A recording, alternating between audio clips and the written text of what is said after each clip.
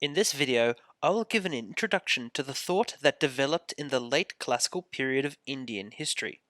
I define this period as beginning with the collapse of the Mauryan Empire, which had unified almost all of what we now consider the subcontinental region under their control, and ending with the twilight period of the Gupta Empire, a state which had ushered in a period of dramatic innovation in the intellectual and literary spheres of Indic civilization. This period is important because it saw innovations in religion and philosophy which would be definitive in drawing the outlines of the Hindu tradition, which remained dominant in India through to today, and also influenced the areas beyond India through the developments in Buddhism, which impacted on broader Asian thought through the propagation of this religion into East and Southeast Asia. The Mauryan Empire collapsed in 187 BCE, when the final Mauryan ruler was overthrown by his military commander, Pushyamitra Shunga, who in turn established his own kingdom called the Shunga dynasty. The Mauryan Empire had been fragmenting at the edges before this, but with the collapse, the Indic Empire fragmented into numerous kingdoms and fiefdoms, one of the most notable being the Satavahana Empire, which established itself in South India. These successor states competed not only in the military sphere, but also in the patronage of arts and the cluster of religious traditions that eventually came to be called Hinduism, although Jainism and Buddhism also still received state sponsorship in this age. The weakness of this period invited invasions from the northwest, a recurring theme in Indian history. Notably, at first it was the Greco-Indian kingdoms, which carved out areas in the northwest as successors to the campaigns of Alexander the Great. They in turn were later conquered by Scythian invaders, who established the large but short-lived Kushan Empire around the middle of the 1st century CE. What is notable is that both of these states actively patronized Buddhism and were key to its spread through the Central Asian region, eventually migrating it through into China and beyond. However, war and violence were not the only things that factored into the intellectual developments in India at this stage. Trade routes, which predated the Mauryan Empire, continued to attract foreigners, including from the Greco-Roman world, and brought Jewish and Zoroastrian settlers who would become part of the religious and ethnic landscape of coastal trading ports in West India. It is also in this period that Christianity arrives in India, supposedly brought via the Apostle Thomas, who is said to have arrived on the Malabar coast in 52 CE. The twilight and fall of the Mauryan Empire was intellectually a period of great development. Many of the great minds of the Indian philosophical tradition that would later be considered quote-unquote orthodox, including Mimamsa, Vedanta, Vaisheshika and Nyaya thinkers, are believed to have flourished either in the final days of the Mauryan Empire or shortly after its collapse. Two notable exceptions to this are Patanjali and Ishvara Krishna, key respectively to the Raja Yoga and Samkhya traditions, who probably lived in the early Gupta period, but whose work drew on earlier traditions. The dawn of the first millennium CE provided new opportunities to some of the oldest traditions within India. In reaction to the dominance of the Buddhists in the Mauryan Empire and developments within philosophy and popular religion, saw Brahmanism, the ritualistic religious practices dating back to the Vedic period, undergo a revolution. It is in this period, and slightly earlier, that the four major denominations of what would later become known as Hinduism found their roots. This included Shaivism, being the worship of Shiva, Vaishnavism, being the worship of Vishnu and his avatars, Shaktism, being the worship of the female divine, and Smartism, a worship which sought to avoid equating any single deity with the Brahman or ultimate reality. Although this is where these traditions would originate, the great names of these traditions, such as Adi Shankara and Ramanuja, would only come later in the medieval period. This transformation from the ritual-heavy to more popular form of worship has been described by scholars working outside the tradition as the Brahminical synthesis. By absorbing some of its rivals and innovating to become more attractive to the population of India, Brahmanism is said to have transformed itself into Hinduism, although both of these terms are anachronistic. It is a useful concept, though, to understand how radical the changes were that occurred in this period. Within these philosophical and religious developments, a key form of literature which reached its peak in this period was the Shastra genre, meaning precept, rules, or manual. These texts dealt with a plethora of natural philosophical observations, religious matters, and codes of conduct, but the three most important dealt with the three common pursuits seen as suitable during the life of an individual in Brahminical society prior to the pursuit of moksha, namely artha, or wealth, dharma, or duty, and karma, or bodily pleasure. The Arthashastra, attributed to the Mauryan advisor Kautilya, but probably written much later, dealt with issues of politics, economics, and running a state, key topics concerning wealth and power.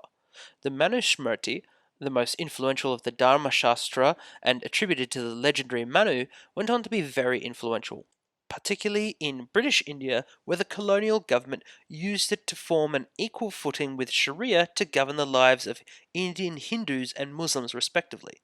Finally, the Karma Sutra, derived from the earlier and much larger Kama Shastra genre, is perhaps the most famous Indian document concerning eroticism, seduction, love, and relationships. Most of the text within this Sanskrit tradition that I have discussed also coincided with a renaissance within the southern Tamil culture of India, called the Sangam period, which lasted from around about the 3rd century BCE to the 4th century CE. This period saw the explosion of texts dealing with religion, politics, and philosophy written in Tamil, which be of great importance to the southern culture. This period also probably coincided with the works of one of the most important Tamil thinkers, Tiruvalluvar, although his dates are muchly contested. His aphoristic works on ethics, politics, and love have remained an influential text both within the south of India and beyond. The Buddhists, even further from the Brahminical system, didn't stand still at this time. The plethora of early Buddhist schools slowly evolved into the two main traditions which would come to dominate later Buddhism.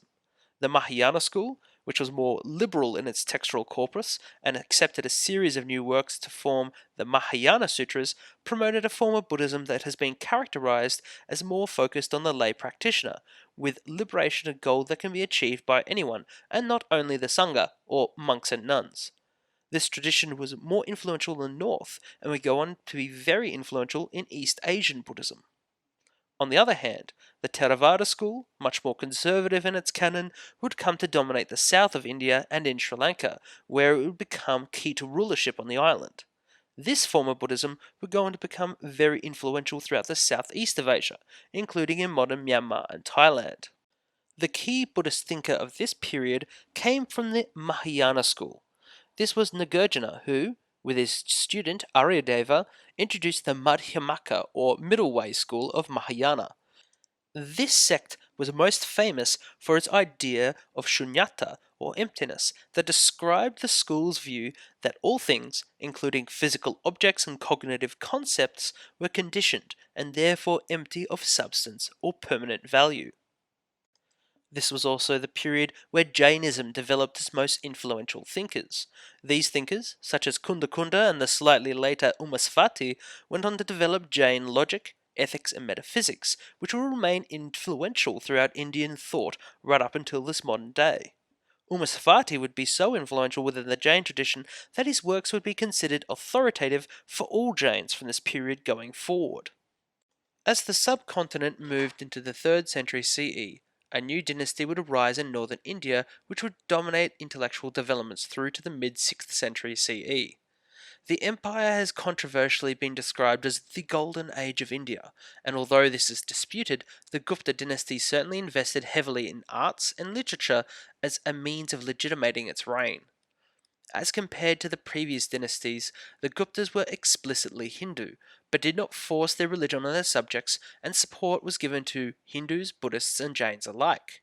It was in this period that the Puranic text genre was composed. These Puranas are a vast corpus of differing topics, but which was very important in terms of influencing the popular myths and legends concerning the Hindu gods, their relationship to cosmology, and the means of their popular worship. However, as an example of their tolerance, the Nalanda University, a centre of Buddhist learning, was established in the northeast of India under Gupta rule in the 5th century CE. This institution became a focal point for Buddhist learning, often described as one of the great intellectual centres of the world, with such renown that it would eventually attract scholars and students from Tibet, China, Korea, and Central Asia. Reflecting the textual outpouring of his age, one of the great thinkers of this period was Bhattihari. He represented the continuation of the grammarian school, following in the footsteps of Panini from the classical age. However, he moved language and grammar from an ancillary subject to the centre of philosophical understanding, by arguing that language was embedded in reality and provided a substrate of meaning, which then influenced the words that we spoke on a day-to-day basis. The great jewel of Gupta intellectual thought is most likely Vasubandhu, who provided a rigorous defense of the Yogacara school of Mahayana Buddhism, which his half-brother Asanga had developed in the 4th century CE.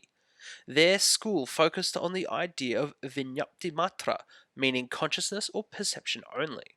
The idea that the world we perceive is shaped by cognitive furniture in our mind, and that these the mental structures then cause us to suffer. Yogacara was in some ways the pinnacle of Gupta thought, despite not necessarily being of the orthodox Hindu belief of the Gupta Empire's rulers. Although a remarkable centre of intellectual development, it should be remembered that the Gupta Empire wasn't the only place where interesting thought was occurring in the Indic world at this period. Originally from the subcontinent, the thinker Buddhaghosa moved to Sri Lanka in the search for manuscripts preserved there by the Theravadan tradition. He systematized a huge corpus of Sinhala commentary works that he found there and composed his own work called the Path of Purification, which would serve as the definitive interpretation of the Theravada Abhidhamma until the modern period. Shortly after the Gupta Empire reached its peak in the mid-5th century CE, the seeds of decline set in. In the 480s CE, the empire's defences in the northwest were overcome by an invading army of the Alkon Huns, a Central Asian people closely related to the White Huns, probably associated with the same group of peoples who around the same time were crashing into the gates of the Roman Empire and who possibly originate from the Xiongnu nomadic confederation which had splintered on the northern frontier of the Han dynasty in China. Although the invasion only lasted around 6 decades, it had a significant impact on the subcontinent. The Gupta Empire, already in decline, lost its western possessions to local rulers, and the economy of the entire subcontinent was affected as the Hunnic migrations disrupted trade routes through Central Asia into Persia and the Roman Mediterranean, itself undergoing intense pressure from civil war, Germanic and Hunnic invasions, and societal decay. The Alkon Huns also brought an anti-Buddhist bent under one of their rulers, Mihirakula, who sacked temples and burned libraries. This represented the very first signs of Buddhist decay, which would eventually result in the religion disappearing from the subcontinent entirely, although Indian Buddhism would still thrive intellectually until the late medieval period, despite its decreased political influence. Despite the economic and societal decay ushered in with the decline of the Guptas, this in turn would bring about the beginning of an early medieval period that would start a rejuvenation and reimagining of Indian thought in its own right.